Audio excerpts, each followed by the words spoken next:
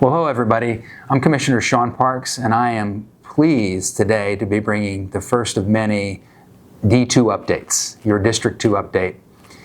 I'm hoping that you'll tune in every month now as we start doing this, as we should as your county commissioners, keeping you updated and keeping you informed. So let's just get right into it with this first update. Just want to let you know about a couple things that are going on. One, I'm super excited and very happy that you, the voters, passed overwhelmingly with 80% of the vote the land acquisition referendum, the 4 bonds as we called it.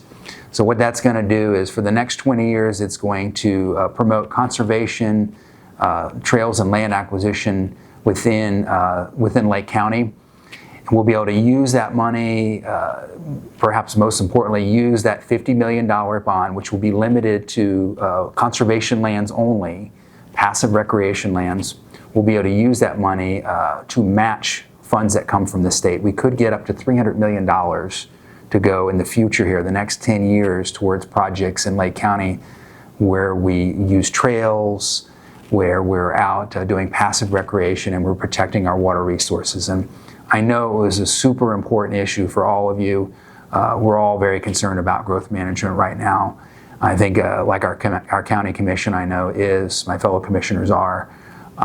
So I think this is a great day for Lake County. This passed, and you all did it. It was 80% of the voters. I'm going to say it was close to 200,000 of you voted for this, which is amazing in Lake County. There'll be much more coming on this that I'll keep you updated. There's a citizens advisory panel that is going to be formed sometime in 2025, and I know some of you might be interested in serving on that, and that's our tool to make sure that we're accountable and that we're transparent in the process moving forward with this money. So very excited about that, and we'll keep you updated. You need to come back to every month's D2 update to get more information on that. So I also know that flooding has been an issue for some parts of the county since Milton has passed through. And thank God hurricane season, knock on wood, is almost over. And we do have flooding issues, and the county commission is going to take a good hard look at what to do in the future with changes to our land development code, but then also what kind of plans we can put in place to address flooding in the future, particularly places around Wolf Branch, the Wolf Branch Sink, but then down in D2, District 2, the Claremont Chain of Lakes, and Green Swamp. It's quite frankly time for a new study, and that's something that I'm going to be bringing up, and I think other commissioners are going to be supportive of that as well. But we're going to relook at what we need to do to address some of those flooding concerns. You know, there's some homes to this day we know on Lake Mineola, Lake Minnehaha. We know a couple weeks ago it was Lake Louisa that are flooded. Our friends in Emerald Lakes down in Claremont also still suffering from that.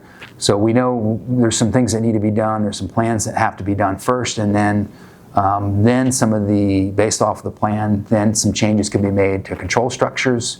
But of course, it's very important for me to point out that we want to manage the waters, the Claremont chain in particular, for both recreational and the ecology. So we don't want to have the water go one way, too far in one direction, or too far in another direction, too high, too low, because we want to be able to manage it properly for our property values, for recreation, but then the ecology as well.